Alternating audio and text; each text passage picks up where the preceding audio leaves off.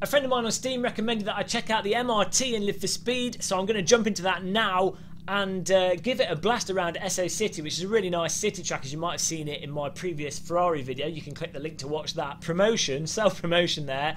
But for those of you that don't know, the MRT is basically the next step up from a go-kart. A lot of universities and engineers use this car as a sort of training tool because it's a very cheap single-seater, but it has most of the features that you'd expect in a full-size race car. The configuration options, I don't think it has all the downforce options, though I'm sure you could attach downforce to it, but it's a cheap introduction to a sort of full-size open-seater car. Now the reason I wanted to try it with the DK2 is because, like the Aero Atom, the car's open top, and like other single-seaters, it's open top and very close to the ground, so it's absolutely incredible for just, you can just lean over the car and look at the road. And if you haven't done this yet with the DK2, every time you do it, oh, what are they doing? I've been attacked. Every time you lean over the corner in a car like this, in a VR game, or even in the aeroplanes in DCS, it absolutely just, it fries my brain, because you can't. It's obvious that you're playing a computer game, and it's obviously not real. It does still look computer generated because it's not a photorealistic image, but the head tracking and the 3D and the nature of what you're seeing is so believable. Part of your brain is clearly tricked. So this is a fantastic car to try out, and let's do a race in it. I already jumped in. This should start me off at the back of the grid.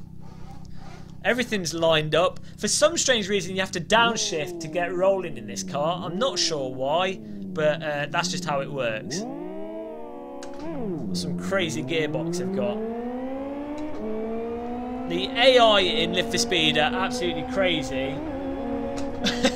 They won't hesitate to drive into you. I think they've been to the pub before they started this race. Oh, his vehicle looks so cool. It's really believable that their car's right next to me. That's really bad of me there. I basically just took that guy out. He's still next to me though, so I didn't take him out. And now he's taking me out. He's got a vendetta. Now with this car, you really have to be careful on the brakes, because it's got a bag full of grip until you get to the limit. And as soon as you go over the limit with these tyres, the car turns into a really sloppy mess, as if the road just turns into an ice rink. So you really have to be careful and operate within the limit. And then also that would definitely have snapped my wheels off, but somehow got away with it. Also, because of the really narrow wheelbase, as you just saw back there, if you start getting into a bit of a tank slapper, then it's really hard to catch the car and control it. Which is probably quite realistic to the real one, because as I say, it does have a really narrow wheelbase. This is incredible. AI number 6 in front of me, and then if I check my mirror, the red guy... Oh god, I'm going wide. The red guy just behind me, I can see him in my mirror just by looking down briefly. Even if I look straight ahead and look with my eyes, I can actually see the red guy there, so I forget to upshift. I think I have to lift off the accelerator to upshift with this car. The gear ratios are a little bit funky. Really need to practice this vehicle. Whoa, you really feel that in your stomach going under there.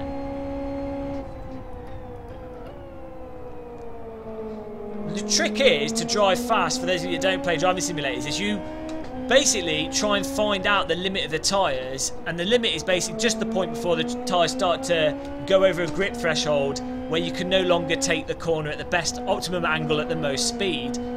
And to find out where that is, you really need a force feedback steering wheel, because not only does a force feedback steering wheel give you sort of rumble effects and a sense of the texture of the track, which a lot of people think that's what all it does, the force feedback steering wheel actually really communicates the state of the car in terms of how much grip it has, how much grip the front tyres have, if the back end's sliding out, if the front end's sliding out, if you're pushing the brake too hard. It really tells you... Oh, he's so evil, he just rammed me. The force feedback really tells you the precise state of the car, and that's even with what is essentially an entry-level force feedback wheel, which I'm using is a Logitech G25. It's not quite the the most entry-level wheel. The Driving Force GT is probably the true entry-level wheel, and that's a really good wheel as well if you're on a tight budget. But if you've got a little bit more to spend, a Logitech G25 or G27 is enough to give you the required information to drive in a simulator, and enough to really push the believability of the virtual world. And when you combine that with the DK2, it really is unbelievable, the experience you get from driving in a simulator. Oh no, run out of grip, probably would have snapped the wheel off again. The damage really forgiving in this. There's probably a way to turn it up, it might be turned down a bit, I have to fiddle with that. But every time I put the DK2 on and play Live for Speed, for those of you that follow my channel, you know I absolutely love physics games and I love driving simulators. Some of the most enjoyable games I've... Oh no, AI going mental again. What is he doing? Oh, smoke's nice in 3D. It's alright, I nearly died, but the smoke's nice. Yeah, if you follow my channel, you know... Oh, this is a really bad turn in a circle. Oh no, disaster. Well, we'll call that a day. Well, I probably would have been dead by now. Yeah, if you follow my channel, you know I love driving simulators, but the DK2 just adds to it. And I think there's lots of people that probably wouldn't have really considered driving simulators before. Let's just restart. But with the DK2, it's just, why wouldn't you play a driving simulator? Get a force feedback wheel. You've got, there's a whole bunch of good sims to play. iRacing, Assetto Corsa, Live for Speed, Euro Truck Simulator, loads of things you can play with the force feedback steering wheel. And because they're simulators, the developers are obviously copying reality that allows them to then put a lot of depth into the core game mechanics, which I think you get from a driving simulator that you don't tend to find that in non-simulation based games. You get really nice gameplay in non-simulators, but generally speaking, you don't get the same amount of depth in the core mechanics of the physics and how things operate. Having said that, the new space sims that are coming out, going everywhere.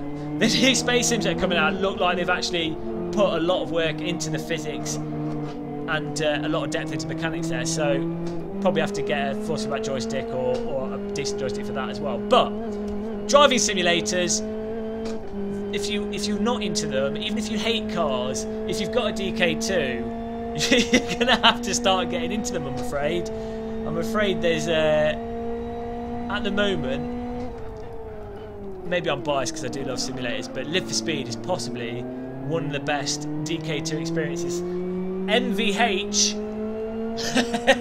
oops, not HMV. Of course, HMV's basically closed down for the most part. MVH is the replacement store. It's like the Chinese knockoff store version. Odeon Cinema. This is absolutely fantastic though. I'm going to stop this video because otherwise it's going to go on forever. But this car is definitely worth trying out. I'm going to do it some different tracks whilst not recording. One of the disadvantages of recording with OBS is it does affect my frame rate. And even though we Live for Speed, it's actually alright. I don't really get too much judder. My computer runs a lot better when I'm not recording, and it's even better. But I really feel like I'm in this car. If you enjoyed the video, please subscribe, like, do a dance, have a cup of tea and all that business. Of course, if you've got time to burn, you can also click on one of the video buttons below to watch another GamerMuscle video.